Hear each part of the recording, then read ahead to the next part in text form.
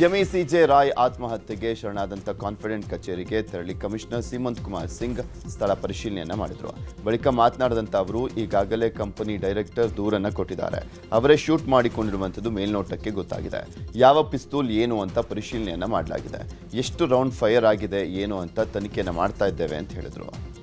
ಉದ್ಯಮಿ ಸಿಜೆ ರಾಯ್ ಆತ್ಮಹತ್ಯೆ ಪ್ರಕರಣವನ್ನು ರಾಜ್ಯ ಸರ್ಕಾರ ಗಂಭೀರವಾಗಿ ಪರಿಗಣಿಸಿದೆ. ಪ್ರಕರಣದ ಬಗ್ಗೆ ಬೆಂಗಳೂರು ಪೊಲೀಸ್ ಕಮಿಷನರ್ ಸೀಮಂತ್ ಕುಮಾರ್ ಸಿಂಗ್ ಬಳಿ ಡಿಜಿಪಿ ಸಲೀಂ ಮಾಹಿತಿಯನ್ನು ಪಡ್ಕೊಂಡಿದ್ದಾರೆ. ಜೊತೆಗೆ ಹಲವು ಆಯಾಮಗಳಲ್ಲಿ ತನಿಖೆ ನಡೆಸುವಂತ ಅನಿವಾರ್ಯತೆ ಇದ್ದು ಪ್ರಕರಣವನ್ನು ಸಿಐಡಿಗೆ ವರ್ಗಾವಣೆ ಮಾಡುವಂತ ಸಾಧ್ಯತೆ ಇದೆ. ಸಿಜೆ ರಾಯ್ ಆತ್ಮಹತ್ಯೆ ಪ್ರಕರಣಕ್ಕೆ ಸಂಬಂಧಪಟ್ಟಂತೆ ರಾಮನಗರದಲ್ಲಿ ಡಿಸಿಎಂ ಡಿಕೆ ಶಿವಕುಮಾರ್ ಪ್ರತಿಕ್ರಿಯೆ ಕೊಟ್ಟಿದ್ದಾರೆ. ಆತ ಒಬ್ಬ ಒಳ್ಳೆಯ ಉದ್ಯಮಿ, ಹೀಗಾಗಬಾರ್ದಿತ್ತು. ಅನೇಕ ಪ್ರಶ್ನೆಗಳನ್ನು ಕೇಳುವಾಗ 5 ನಿಮಿಷ ಸಮಯ ಕೊಡಿ ಅಂತ ಕೇಳಿ ಒಳಗಡೆ ಹೋಗಿ ಆತ್ಮಹತ್ಯೆ ಮಾಡಿಕೊಂಡಿದ್ದಾರೆ. ಕೇರಳದಿಂದ ಬಂದಂಥ ಐಟಿ ತಂಡ ಎನ್ನುವಂಥ ಮಾಹಿತಿ ಇದೆ. ಈ ಬಗ್ಗೆ ವಿಶೇಷ ತನಿಖೆಯನ್ನು ನಮ್ಮ ಸರ್ಕಾರ ಮಾಡುತ್ತೆ ಅಂತ ಹೇಳಿದರು.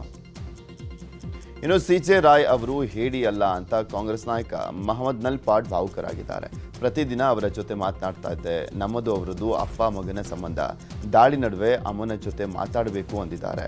ಈ ವೇಳೆ ಮೇಲಿನ ಮಹಡಿಗೆ ಹೋಗಿ ಗನ್ ತಗೊಂಡು ಶೂಟ್ ಮಾಡ್ಕೊಂಡಿದ್ದಾರೆ. ನಮ್ಮ ಪೊಲೀಸರ ಮೇಲೆ ನನಗೆ ನಂಬಿಕೆ ಇದೆ, ಸತ್ಯ ಹೊರಗೆ ತರ್ತಾರೆ ಅಂತ ಹೇಳಿದರು. ಇನ್ನು ಸಿಜೆ ರಾಯ್ ಆತ್ಮಹತ್ಯೆ ಮಾಡಿಕೊಂಡಿದ್ದಕ್ಕೆ ಬಿಗ್ ಬಾಸ್ ಸೀಸನ್ 11ರ ವಿನ್ನರ್ ಹನುಮಂತ ಭಾವುಕರಾಗಿದ್ದಾರೆ. ತಮಗೆ ಹಣ ನೀಡಿ ಜೀವನಕ್ಕೆ ದಾರಿದೀಪವಾಗಿದ್ದಂಥ ರಾಯ್ ಅವರ ಅಗಲಿಕೆ ಸುದ್ದಿ ಕೇಳಿ ಮನಸ್ಸು ಭಾರವಾಗಿದೆ. ಮಿಸ್ ಯು ಸರ್, ನಿಮ್ಮ ಆತ್ಮಕ್ಕೆ ಶಾಂತಿ ಸಿಗಲಿ ಅಂತ ಪೋಸ್ಟ್ ಹಾಕಿದ್ದಾರೆ. ಖ್ಯಾತ ಉದ್ಯಮಿ ಸಿಜೆ ರಾಯ್ ಆತ್ಮಹತ್ಯೆ ಬಳಿಕ HSR ಲೇಔಟ್ನ ನಾರಾಯಣ ಆಸ್ಪತ್ರೆಗೆ ಶಿಫ್ಟ್ ಮಾಡಲಾಗಿತ್ತು. ಆ ಬಳಿಕ ಮರಣೋತ್ತರ ಪರೀಕ್ಷೆಗಾಗಿ ಬೌರಿಂಗ್ ಆಸ್ಪತ್ರೆಗೆ ಶಿಫ್ಟ್ ಮಾಡಲಾಗಿದೆ. ಮರಣೋತ್ತರ ಪರೀಕ್ಷೆ ಮುಗಿದ ಬಳಿಕ ಬೆಂಗಳೂರಿನಲ್ಲಿಯೇ ಅಂತ್ಯಕ್ರಿಯೆ ನೆರವೇರಿಸಲಿಕ್ಕೆ ಕುಟುಂಬಸ್ಥರು ನಿರ್ಧಾರವನ್ನು ಮಾಡಿದ್ದಾರೆ. ಕೋರಮಂಗಲದ ಮನೆಯಲ್ಲಿ ಅಂತಿಮ ದರ್ಶನಕ್ಕೆ ವ್ಯವಸ್ಥೆಯನ್ನು ಮಾಡಲಾಗಿತ್ತು. ಬನ್ನೇರುಘಟ್ಟ ರಸ್ತೆಯ ಕಾನ್ಫಿಡೆಂಟ್ ಗ್ರೂಪ್ಗೆ ಸೇರಿದಂಥ ಜಾಗದಲ್ಲಿ ನಾಳೆ ಅಂತ್ಯ ಸಂಸ್ಕಾರವನ್ನು ನೆರವೇರಿಸಲಿಕ್ಕೆ ನಿರ್ಧಾರವನ್ನು ಮಾಡಲಾಗಿದೆ.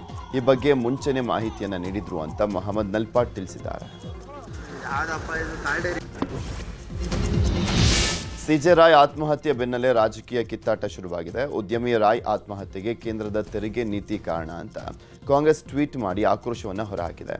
ಬಿಜೆಪಿ ಅಜೆಂಡಾ ಒಂದೇ, ಚಂದಾ ಕೊಡಿ ದಂಧೆ ನಡೆಸಿ. ಕೇಂದ್ರದ ತೆರಿಗೆ ಭಯೋತ್ಪಾದನೆಗೆ ಸಿಜೆ ರಾಯ್ ಅವರ ಸಾವೇ ಸಾಕ್ಷಿ ಅಂತ ಪೋಸ್ಟ್ ಅನ್ನು ಮಾಡಿದೆ. ಈ ಮೂಲಕ ಸಾವಿಗೆ ತೆರಿಗೆನೇ ಕಾರಣ ಅಂತ ಅವರು ಪೋಸ್ಟ್ ಮಾಡಿದ್ದಾರೆ. ನಾಳೆ ಕೇಂದ್ರ ಸರ್ಕಾರದ ಬಜೆಟ್ ಮಂಡನೆ ಆಗಲಿದೆ. ಕೇಂದ್ರದ ಬಜೆಟ್ ನೋಡಿಕೊಂಡು ಗವರ್ನರ್ ಭಾಷಣದ ವಂದನಾ ನಿರ್ಣಯದ ಮೇಲೆ ಸೋಮವಾರ ಉತ್ತರವನ್ನು ಕೊಡಲಿಕ್ಕೆ ಸಿಎಂ ಮುಂದಾಗಿದ್ದಾರೆ. ಈಗಾಗಲೇ ಕೇಂದ್ರದಿಂದ ರಾಜ್ಯದ ನಿರೀಕ್ಷೆಗಳ ಬಗ್ಗೆ ಸಿದ್ದರಾಮಯ್ಯ ಹೇಳಿದ್ದಾರೆ. ಜೊತೆಗೆ ರಾಜ್ಯಕ್ಕೆ ಬರಬೇಕಾಗಿರುವಂತಹ ಅನುದಾನ, ತೆರಿಗೆ ಪಾಲು, ಜಲ್ ಜೀವನ್ ಮಿಷನ್, ರಾಜ್ಯದ ನೀರಾವರಿ ಯೋಜನೆಗಳಿಗೆ ಅನುದಾನದ ಬೇಡಿಕೆಗಳ ಪಟ್ಟಿಯನ್ನು ಪ್ರಧಾನಿ ನರೇಂದ್ರ ಮೋದಿ ಸೇರಿದಂತೆ ಕೇಂದ್ರ ಸಚಿವರಿಗೆ ಸಲ್ಲಿಸಲಾಗಿದೆ. ಒಂದು ವೇಳೆ ಕೇಂದ್ರ ಸರ್ಕಾರ ಅದರ ಬಗ್ಗೆ ಆಸಕ್ತಿ ತೋರಿಲ್ಲ ಅಂದರೆ ವಿಧಾನಸಭೆಯಲ್ಲಿ ಬಿಜೆಪಿಗೆ ಕೌಂಟರ್ ಕೊಡಲಿಕ್ಕೆ ಸಜ್ಜಾಗಿದ್ದಾರೆ. ಬಳ್ಳಾರಿ ಬ್ಯಾನರ್ ಗಲಾಟೆ ಪ್ರಕರಣದ ವಿಷಯವಾಗಿ ಸದನದಲ್ಲಿ ಆಸಕ್ತಿ ತೋರದ ನಾಯಕರ ವಿರುದ್ಧ ಜನಾರ್ದನ್ ರೆಡ್ಡಿ ಬೇಸರವಾಗಿದ್ದಾರೆ. ಸದನದಲ್ಲಿ ಜನಾರ್ದನ್ ರೆಡ್ಡಿ ಒಂಟಿಯಾಗಿದ್ದು ಮತ್ತೊಮ್ಮೆ ಬಿಜೆಪಿ ನಾಯಕರ ನಡೆಗೆ ಅಸಮಾಧಾನ ವ್ಯಕ್ತಪಡಿಸಿದ್ದಾರೆ. ಪ್ರಕರಣದ ಬಗ್ಗೆ ಸಂಪೂರ್ಣವಾಗಿ ನಾಯಕರುಗಳು ಮಂಡಿಸಿಲ್ಲ, ಮಾತಾಡಿಲ್ಲ. ಜೊತೆಗೆ ಕಾಂಗ್ರೆಸ್ ಶಾಸಕರ ಕೌಂಟರ್ ವೇಳೆನೂ ಕೂಡ ನನ್ನ ಪರ ನಿಂತಿಲ್ಲ. ಅಲ್ಲದೆ ಪಾದಯಾತ್ರೆ ಬಗ್ಗೆ ವರಿಷ್ಠರ ಮನವೊಲಿಸುವಲ್ಲಿ ಪ್ರಯತ್ನ ಮಾಡಿಲ್ಲ ಅಂತ ಸ್ನೇಹಿತ ಶ್ರೀರಾಮುಲು ಬಳಿ ಬೇಸರವನ್ನು ತೋಡ್ಕೊಂಡಿದ್ದಾರಂತೆ.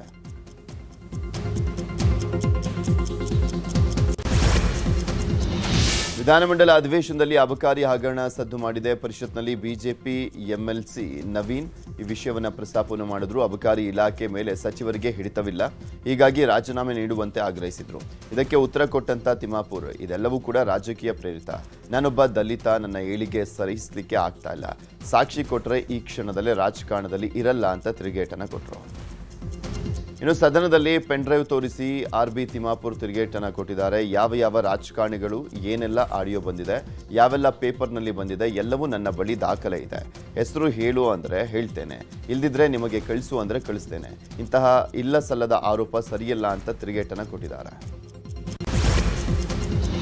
ವಿಧಾನ ಪರಿಷತ್ ಕಲಾಪದಲ್ಲಿ ಜೆಜೆಎಂ ಕಳಪೆ ಕಾಮಗಾರಿ ಕುರಿತು ನ್ಯೂಸ್ 18 ವರದಿಯನ್ನು ಕಾಂಗ್ರೆಸ್ ಎಂಎಲ್ಸಿ ಭೀಮರಾವ್ ಪಾಟೀಲ್ ಪ್ರಸ್ತಾಪವನ್ನು ಮಾಡಿದ್ದಾರೆ. ಹುಮ್ನಾಬಾದ್ ತಾಲೂಕಿನ ಮೊಳಕೇರ ಸೇರಿದಂತೆ ಹಲವು ಗ್ರಾಮಗಳಲ್ಲಿ ನಡೆದಂಥ ಜೆಜೆಎಂ ಕಳಪೆ ಕಾಮಗಾರಿ ಆಗಿದೆ. ಜೆಜೆಎಂ ಕೆಲಸ 9 ತಿಂಗಳಲ್ಲೇ ಪೂರ್ಣಗೊಳಿಸಬೇಕಾಗಿತ್ತು. ಆದರೆ 3-4 ವರ್ಷಗಳಾದರೂ ಕೂಡ ಕಾಮಗಾರಿ ಮುಗಿದಿಲ್ಲ. ಈ ಬಗ್ಗೆ ನ್ಯೂಸ್ 18 ವರದಿಯನ್ನು ಬಿತ್ತರಿಸಿದೆ. ಕಾಮಗಾರಿ ವಿಳಂಬ ಹಾಗೂ ಕಳಪೆ ಕಾಮಗಾರಿ ಬಗ್ಗೆ ತನಿಖೆ ನಡೆಸಿ ಜನರಿಗೆ ಅನುಕೂಲ ಮಾಡಿಕೊಡಬೇಕು ಅಂತ ಒತ್ತಾಯವನ್ನು ಮಾಡಿದರು. ಇದಕ್ಕೆ ಉತ್ತರಿಸಿದ ಸಚಿವ ಪ್ರಿಯಾಂಕ್ ಖರ್ಗೆ ಕೂಡಲೇ ಕ್ರಮ ಕೈಗೊಳ್ಳುವಂತ ಭರವಸೆಯನ್ನು ಕೊಟ್ಟಿದ್ದಾರೆ. ಜನವರಿ 14ರಂದು ನಮ್ಮೂರಲ್ಲಿ ನ್ಯೂಸ್ 18 ವಿಶೇಷ ಕಾರ್ಯಕ್ರಮದಲ್ಲಿ ಮುಳಕೇರ ಗ್ರಾಮದ ಕಳಪೆ ಕಾಮಗಾರಿ ಕುರಿತು ವರದಿಯನ್ನು ಪ್ರಸಾರ ಮಾಡಲಾಗಿತ್ತು. ಶಿಡ್ಲಘಟ್ಟ ಪೌರಾಯುಕ್ತೆಗೆ ಧಮಕಿ ಹಾಕಿದ್ದಂಥ ಆರೋಪಿ ರಾಜೀವ್ ಗೌಡಗೆ ಜಾಮೀನು ಮಂಜೂರಾಗಿದೆ. ಚಿಕ್ಕಬಳ್ಳಾಪುರ ಜಿಲ್ಲೆಯ ಶಿಡ್ಲಘಟ್ಟ ಸೆಷನ್ಸ್ ಕೋರ್ಟ್ ಜಾಮೀನು ನೀಡಿದೆ. 15,000 ಶ್ಯೂರಿಟಿ ಬಾಂಡ್ ಪಡೆದು ಷರತ್ತುಬದ್ಧ ಜಾಮೀನು ನೀಡಿದೆ. ಜೈಲಿನಿಂದ ರಿಲೀಸ್ ಬಳಿಕ ಮಾತನಾಡಿದಂಥ ರಾಜೀವ್ ಗೌಡ ಪೌರಾಯುಕ್ತೆ ಜೊತೆ ಮಾತನಾಡಿದ್ರಲ್ಲಿ ವೈಯಕ್ತಿಕ ಉದ್ದೇಶ ಇರಲಿಲ್ಲ. ಈ ಪ್ರಕರಣದ ಹಿಂದೆ ಪಿತೂರಿ ನಡೆದಿದೆ ಅಂತ ಹೇಳಿದ್ದಾರೆ. ಮುಖ್ಯಮಂತ್ರಿ ಸಿದ್ದರಾಮಯ್ಯ ಸಭೆಗೆ ಗೈರಾಗಿದ್ದಂಥ ಹಿನ್ನೆಲೆಯಲ್ಲಿ ಕೆಪಿಟಿಸಿಎಲ್ ಎಂಡಿ ಪಂಕಜ್ ಕುಮಾರ್ ಪಾಂಡೆಯನ್ನ ವರ್ಗಾವಣೆ ಮಾಡಿ ರಾಜ್ಯ ಸರ್ಕಾರ ಆದೇಶ ಮಾಡಿದೆ. ಸಿಎಂ 8 ಬಾರಿ ಕರೆ ಮಾಡಿಸಿದ್ರೂ ಕೂಡ ಕರೆಯನ್ನು ಸ್ವೀಕರಿಸಲಿಲ್ಲ. ಹೀಗಾಗಿ ಶಿಸ್ತು ಉಲ್ಲಂಘನೆ ಹಿನ್ನೆಲೆಯಲ್ಲಿ ಪಂಕಜ್ ಕುಮಾರ್ ಪಾಂಡೆಗೆ ಸಿಎಸ್ ಶಾಲಿನಿ ರಜನೀಶ್ ನೋಟಿಸ್ ಅನ್ನು ಕೊಟ್ಟಿದ್ರು. ಆಗಲೇ ಸಿಎಂ ಸಸ್ಪೆಂಡ್ ಮಾಡಲಿಕ್ಕೆ ನಿರ್ಧರಿಸಿದ್ರಂತೆ. ಪಾಂಡೆ ಸಿದ್ದರಾಮಯ್ಯರನ್ನ ಭೇಟಿಯಾಗಿ ಕ್ಷಮೆ ಕೋರಿದ್ರು. ಮುಂದೆ ತಪ್ಪಾಗದಂತೆ ನಡೆದುಕೊಳ್ತೇನೆ ಅಂತ ಮನವಿಯನ್ನು ಮಾಡಿಕೊಂಡಿದ್ದಾರೆ. ಹೀಗಾಗಿ ಪಂಕಜ್ ಕುಮಾರ್ ಪಾಂಡೆಯನ್ನ ವರ್ಗಾವಣೆಗೊಳಿಸಿದ್ದು BWSSB chairman doctor Ram Prasad ಮನೋಹರ್ಗೆ ಕೆಪಿಟಿಸಿಎಲ್ ಎಂಡಿ ಹೆಚ್ಚುವರಿ ಹೊಣೆಯನ್ನು ನೀಡಿರುವುದಾಗಿ ಸರ್ಕಾರ ಆದೇಶದಲ್ಲಿ ತಿಳಿಸಿದೆ. ಮಾರ್ಚ್ 6ಕ್ಕೆ ಕೆಎಂಎಫ್ ಚುನಾವಣೆ ನಿಗದಿ ಮಾಡಲಾಗಿದೆ. ಅಪೆಕ್ಸ್ ಬ್ಯಾಂಕ್ನಂತೆ ಕೆಎಂಎಫ್ನಲ್ಲೂ ಕೂಡ ಹಗ್ಗಜಗ್ಗಾಟ ಶುರುವಾಗಿದ್ದು ಸಿಎಂ ಆಪ್ತ ರಾಘವೇಂದ್ರ ಹಿಟ್ನಾಳ್, ಡಿಕೆಶಿ ಸಹೋದರ ಡಿಕೆ ಸುರೇಶ್ ನಡುವೆ ಪೈಪೋಟಿ ನಡೀತಾ ಇದೆ. ಅಪೆಕ್ಸ್ ಬ್ಯಾಂಕ್ ಮುಜುಗರದ ಸೇಡನ್ನು ತೀರಿಸಿಕೊಳ್ಳಿಕ್ಕೆ ಪ್ಲಾನ್ ಮಾಡಿರುವಂಥ ರಾಜಣ್ಣಗೆ ಸಾಹುಕಾರ್ ಫ್ಯಾಮಿಲಿ ಸಾಥ್ ಕೊಟ್ಟಿದೆ. ಡಿಕೆ ಸುರೇಶ್ಗೆ ಯಾವುದೇ ಕಾರಣಕ್ಕೂ ಅಧ್ಯಕ್ಷ ಗಾದಿ ಸಿಗಬಾರದು ಅಂತ ರಾಜಣ್ಣ ಸಾಹುಕಾರ್ ಫ್ಯಾಮಿಲಿ ತಂತ್ರವನ್ನ ಮಾಡಲಿಕ್ಕೆ ಸಜ್ಜಾಗಿದ್ದಾರೆ. ಇಂದು ಗದಗ ಜಿಲ್ಲೆಯ ಲಕ್ಕುಂಡಿ ಗ್ರಾಮದಲ್ಲಿ 14 ದಿನದ ಉತ್ಖನನ ನಡೆಯಲಿದೆ. ಬೆಳಗ್ಗೆ 8 ಗಂಟೆಯಿಂದ ಸಂಜೆ 5 ಗಂಟೆವರೆಗೂ ಉತ್ಖನನ ನಡೆಯಲಿದೆ.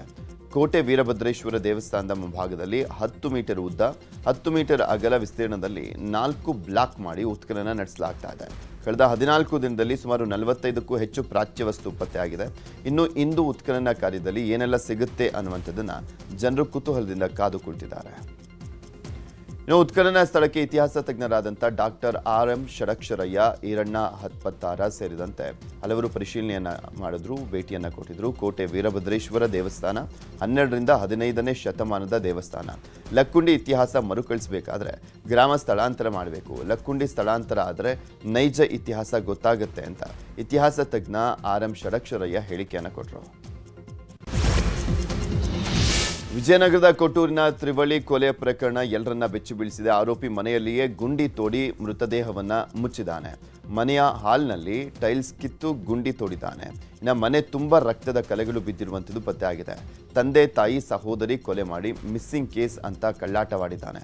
ಬೆಂಗಳೂರಿನ ತಿಲಕ್ ನಗರ ಠಾಣೆಯಲ್ಲಿ ಮಿಸ್ಸಿಂಗ್ ಕೇಸ್ ನೀಡಲಿಕ್ಕೆ ಹೋಗಿದ್ದಂಥ ಆರೋಪಿ ಅಕ್ಷಯ್ ತಗಲಾಕೊಂಡಿದ್ದಾನೆ.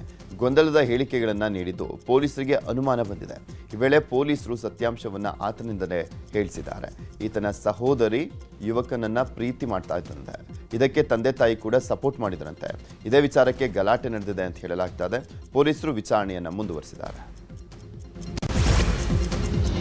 ಚಿತ್ರದುರ್ಗ ಜಿಲ್ಲೆ ಭೀಮಸಮುದ್ರ ಬಳಿಯ JSW ಮೈನಿಂಗ್ನಲ್ಲಿ ವಾಹನ ಡಿಕ್ಕಿಯಾಗಿ ಕಾರ್ಮಿಕನೋರ್ವ ಸಾವನ್ನಪ್ಪಿದ್ದಾನೆ. ಭೀಮಸಮುದ್ರ ಬಳಿ ಇರುವಂಥ ಮೈನಿಂಗ್ JSW ಮೈನಿಂಗ್ ಏರಿಯಾದಲ್ಲಿ ಕೆಲಸ ಮಾಡುವಾಗ ಘಟನೆ ನಡೆದಿದೆ. ಮೈನಿಂಗ್ ಕಂಪನಿಯಲ್ಲಿ ಹಲವು ವರ್ಷಗಳಿಂದ ಸೂಪರ್ವೈಸರ್ ಆಗಿ ಕೆಲಸ ಮಾಡ್ತಾ ಇದ್ದಂಥ ಚಂದ್ರಶೇಖರ್ ಮೃತ ದುರ್ದೈವಿ.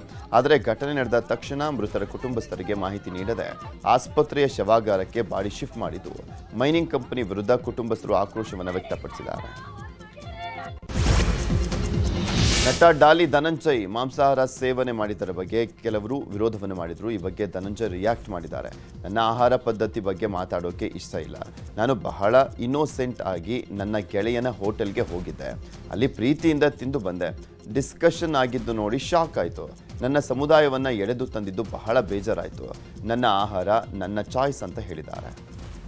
ಇನ್ನು ಡಾಲಿ ಧನಂಜಯ್ ತಂದೆ ಆಗ್ತಾ ಇರುವಂಥ ಖುಷಿ ವಿಷಯವನ್ನು ಹಂಚಿಕೊಂಡಿದ್ದಾರೆ. ಕಳೆದ ವರ್ಷ ಫೆಬ್ರವರಿ ತಿಂಗಳಲ್ಲಿ ವೈದ್ಯ ಧನ್ಯತಾ ಜೊತೆ ವಿವಾಹವಾಗಿದ್ರು.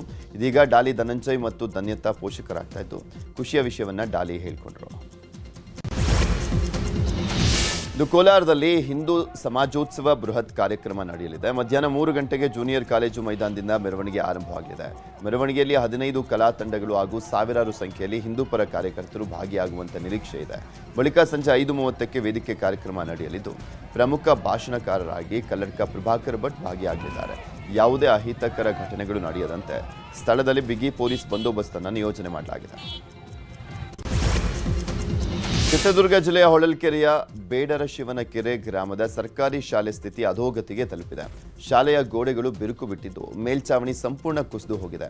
ಒಟ್ಟು 5 ರೂಮ್ಗಳಲ್ಲಿ 2 ಸಂಪೂರ್ಣ ಶಿಥಿಲಗೊಂಡಿವೆ. ಉಳಿದ 3 ಕಟ್ಟಡಗಳಲ್ಲಿ ಹೊಡೆದಂತಹ ಹೆಂಚುಗಳು ಯಾವಾಗ ಮೂಲೆ ಬೀಳುತ್ತೆ ಅನ್ನುವಂತಹ ಭಯದಲ್ಲೇ ಮಕ್ಕಳು ಪಾಠವನ್ನು ಕೇಳ್ತಾ ಇದ್ದಾರೆ. ಜೊತೆಗೆ ಶೌಚಾಲಯವಿಲ್ಲದೆ ಮಕ್ಕಳು ಪರದಾಡುವಂತಾಗಿದ್ದು ಅಧಿಕಾರಿಗಳ ವಿರುದ್ಧ ಸಾರ್ವಜನಿಕರು ಆಕ್ರೋಶವನ್ನು ಹೊರಹಾಕಿದ್ದಾರೆ. ಇನ್ಸ್ಪೆಕ್ಟರ್ಗೆ ಎತ್ತಿನ ಗಾಡಿ ಗುದ್ದಿರುವಂತಹ ಘಟನೆ ಚಿಕ್ಕಮಗಳೂರಿನ ಅಂತರಘಟ್ಟ ಜಾತ್ರಾ ಮಹೋತ್ಸವದಲ್ಲಿ ನಡೆದಿದೆ. ಜಾತ್ರೆಗೆ ಎತ್ತಿನ ಗಾಡಿಗಳಲ್ಲಿ ಭಕ್ತರು ಬರ್ತಾ ಇದ್ರು. ಈ ವೇಳೆ ಜನದಟ್ಟಣೆ ಕ್ಲಿಯರ್ ಮಾಡ್ತಾ ಇದ್ದಂಥ ಇನ್ಸ್ಪೆಕ್ಟರ್ ವೀರೇಂದ್ರಗೆ ಏಕಾಏಕಿ ಎತ್ತಿನ ಗಾಡಿ ಗುದ್ದಿದೆ. ಇದರಿಂದ ಇನ್ಸ್ಪೆಕ್ಟರ್ ಗಂಭೀರವಾಗಿ ಗಾಯಗೊಂಡಿದ್ದು ಆಸ್ಪತ್ರೆಗೆ ದಾಖಲಾಗಿದ್ದಾರೆ. 2 ಬೈಕ್ಗಳಿಗೆ ಎಟಿಎಂ ವಾಹನ ಗುದ್ದಿ ಓರ್ವ ಬೈಕ್ ಸವಾರ ಸ್ಥಳದಲ್ಲೇ ಸಾವನ್ನಪ್ಪಿರುವಂತಹ ಘಟನೆ ಯಾದಗಿರಿ ತಾಲೂಕಿನ ಮುಂಡರಗಿ ಬಳಿಯ ರಾಷ್ಟ್ರೀಯ ಹೆದ್ದಾರಿಯಲ್ಲಿ ನಡೆದಿದೆ. ಉತ್ತರ ಪ್ರದೇಶದಿಂದ ಬಟ್ಟೆ ವ್ಯಾಪಾರ ಮಾಡೋಕೆ ಬಂದಿದ್ದಂಥ ಬೈಕ್ ಸವಾರರಿಗೆ ಎಟಿಎಂ ವಾಹನ ಗುದ್ದಿದ್ದು ಶಹಾದತ್ ಹುಸೇನ್ ಮೃತ ದುರ್ದೈವಿಯಾಗಿದ್ದಾನೆ. 3 ಗಾಯಗೊಂಡಿದ್ದು ಆಸ್ಪತ್ರೆಗೆ ದಾಖಲು ಮಾಡಲಾಗಿದೆ. ರಾಜ್ಯದ ಸಾರಿಗೆ ಬಸ್ಗಳ ಮೇಲೆ ತಂಬಾಕು ಉತ್ಪನ್ನಗಳ ಜಾಹೀರಾತಿಗೆ ಭಾರಿ ವಿರೋಧ ವ್ಯಕ್ತವಾಗ್ತಾ ಇದ್ದಂತೆ ರಾಜ್ಯ ಸರ್ಕಾರ ಎಚ್ಚೆತ್ತುಕೊಂಡಿದೆ. ತಂಬಾಕು ಉತ್ಪನ್ನಗಳ ಸೇವನೆಗೆ ಪ್ರಚೋದಿಸುವಂತ ಜಾಹೀರಾತು ನಿರ್ಬಂಧಕ್ಕೆ ಸಾರಿಗೆ ಸಚಿವ ರಾಮಲಿಂಗಾರೆಡ್ಡಿ ಸೂಚನೆಯನ್ನು ಕೊಟ್ಟಿದ್ದಾರೆ.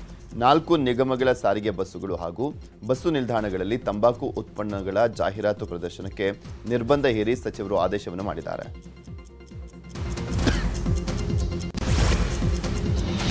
ಕೊಪ್ಪಳ ಕಿಮ್ಸ್ ಆಡಳಿತಾಧಿಕಾರಿ ಬಿ ಕಲ್ಲೇಶ್ ಮೇಲೆ ಲೋಕಾಯುಕ್ತ ದಾಳಿ ಮುಕ್ತಾಯವಾಗಿದೆ. ಒಟ್ಟು 9 ಕಡೆ ದಾಳಿಯನ್ನು ಮಾಡಿದಂಥ ಅಧಿಕಾರಿಗಳು ಅಪಾರ ಪ್ರಮಾಣದ ಸಂಪತ್ತನ್ನು ಬೇಟೆಯಾಡಿದ್ದಾರೆ.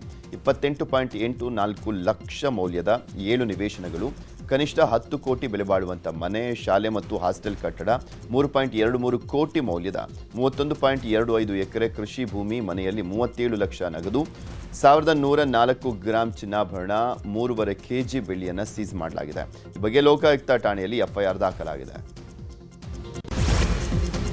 ಜೆಡಿಎಸ್ ಯುವ ನಾಯಕ ನಿಖಿಲ್ ಕುಮಾರಸ್ವಾಮಿ ಇಂದು ತುಮಕೂರು ಜಿಲ್ಲೆ ತಿಪಟೂರು ನಗರಕ್ಕೆ ಭೇಟಿಯನ್ನು ಕೊಡ್ತಾ ಇದ್ದಾರೆ. ಜೆಡಿಎಸ್ ಮುಖಂಡ ಕೆಟಿ ಶಾಂತಕುಮಾರ್ ಆಯೋಜನೆ ಮಾಡಿರುವಂತಹ 4ನೇ ಬೃಹತ್ ಉದ್ಯೋಗ ಮೇಳವನ್ನು ನಿಖಿಲ್ ಉದ್ಘಾಟನೆ ಮಾಡಲಿದ್ದಾರೆ. ತಿಪಟೂರು ನಗರದ ಎಸ್ವಿಎಸ್ ಶಾಲಾ ಆವರಣದಲ್ಲಿ ಬೆಳಗ್ಗೆ 11 ಗಂಟೆಗೆ ಉದ್ಯೋಗ ಮೇಳಕ್ಕೆ ಚಾಲನೆ ಸಿಗಲಿದ್ದು ಸಾವಿರಾರು ಉದ್ಯೋಗಾಕಾಂಕ್ಷಿ ಯುವಕ ಯುವತಿಯರು ಭಾಗಿಯಾಗಲಿದ್ದಾರೆ.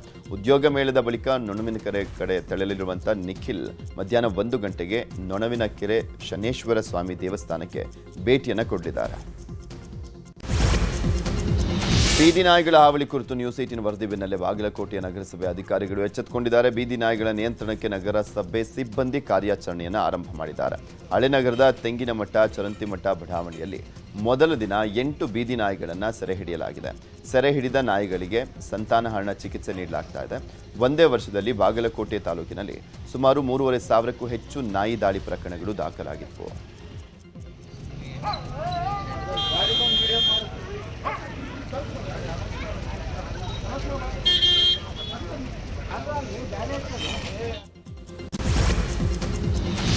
ತಿರುಪತಿ ತಿರುಮಲದ ಲಡ್ಡು ಪ್ರಸಾದಕ್ಕೆ ಕಲಬೆರಕೆ ತುಪ್ಪ ಬಳಸಿದಂಥ ಪ್ರಕರಣದ ಚಾರ್ಜ್ ಶೀಟ್ ಅನ್ನು ಸಿಬಿಐ ನೇತೃತ್ವದ ಎಸ್ಐಟಿ ಕೋರ್ಟ್ಗೆ ವರದಿ ಸಲ್ಲಿಸಿದೆ. ಸಸ್ಯಜನ್ಯ ಎಣ್ಣೆ ಬಳಸಿ ತುಪ್ಪ ತಯಾರಿಸುವ ಮೂಲಕ 234 ಕೋಟಿ ವಂಚನೆ ನಡೆದಿರುವಂಥದ್ದು ಪತ್ತೆಯಾಗಿದೆ. ಮಹಾರಾಷ್ಟ್ರ ಡಿಸಿಎಂ ಅಜಿತ್ ಪವಾರ್ ಸಾವಿನ ಬೆನ್ನಲ್ಲೇ ಪತ್ನಿ ಸುನೇತ್ರಾಗೆ ಡಿಸಿಎಂ ಪಟ್ಟ ಕಟ್ಟಲಿಕ್ಕೆ ಸಜ್ಜಾಗಲಾಗಿದೆ. ಎನ್ಸಿಪಿಯ ನಾಯಕರು ಚರ್ಚೆ ಮಾಡಿ ಅಂತಿಮ ತೀರ್ಮಾನವನ್ನು ಮಾಡಿದ್ದಾರೆ. ಇಂದು ಮಹಾರಾಷ್ಟ್ರದ ಡಿಸಿಎಂ ಆಗಿ ಸುನೇತ್ರಾಗೆ ಅಧಿಕಾರ ಸ್ವೀಕಾರ ಮಾಡಲಿರುವಂಥದ್ದು. ಸಂಜೆ 5 ಗಂಟೆಗೆ ಪ್ರಮಾಣ ವಚನ ಸಮಾರಂಭ ನಡೆಯಲಿದೆ. ಬಾಂಗ್ಲಾದೇಶದಲ್ಲಿ ಫೆಬ್ರವರಿಯಲ್ಲಿ ನಡೆಯುವಂತಹ ಸಾರ್ವತ್ರಿಕ ಚುನಾವಣೆಯನ್ನ ಪದಚ್ಯುತ ಪ್ರಧಾನಿ ಶೇಖ್ ಹಸೀನಾ ಖಂಡಿಸಿದ್ದಾರೆ. ತಮ್ಮ ಪಕ್ಷವನ್ನು ನಿಷೇಧ ಮಾಡಿದ್ದಕ್ಕೆ ವಿರೋಧವನ್ನು ಮಾಡಿದ್ದಾರೆ. ನಮ್ಮ ಪಕ್ಷ ನಿಷೇಧಿಸುವ ಮೂಲಕ ಲಕ್ಷಾಂತರ ಜನರ ಹಕ್ಕನ್ನು ಕಸಿದುಕೊಳ್ಳಲಾಗಿದೆ. ಇದು ಭವಿಷ್ಯದಲ್ಲಿ ಅಸ್ಥಿರತೆ ಸೃಷ್ಟಿ ಮಾಡಲಿದೆ ಅಂತ ಕಿಡಿಕಾರಿದ್ದಾರೆ. ಭಾರತ ನ್ಯೂಜಿಲೆಂಡ್ ವಿರುದ್ಧದ 5ನೇ ಹಾಗೂ ಕೊನೆಯ ಟಿ20 ಪಂದ್ಯ ಇಂದು ಕೇರಳದ ತಿರುವನಂತಪುರಂನಲ್ಲಿ ನಡೆಯಲಿದೆ. ಸರಣಿಯಲ್ಲಿ 3-1 ಅಂತರದ ಮುನ್ನಡೆ ಸಾಧಿಸಿರುವಂತಹ ಭಾರತ ಕೊನೆಯ ಪಂದ್ಯವನ್ನ ಗೆಲ್ಲುವ ಮೂಲಕ ಮಿನಿ ವಿಶ್ವ ಸಮರಕ್ಕೆ ಕಾಲಿಡಲಿಕ್ಕೆ ಮುಂದಾಗಿದೆ. ಇತ್ತ ಸರಣಿ ಸೋತಿರುವಂತಹ ನ್ಯೂಜಿಲೆಂಡ್ ಇಂದಿನ ಪಂದ್ಯ ಗೆಲ್ಲುವ ಮೂಲಕ ಸೋಲಿನ ಅಂತರ ಕಡಿಮೆ ಮಾಡಲಿಕ್ಕೆ ಎದುರು ನೋಡ್ತಾ ಇದೆ.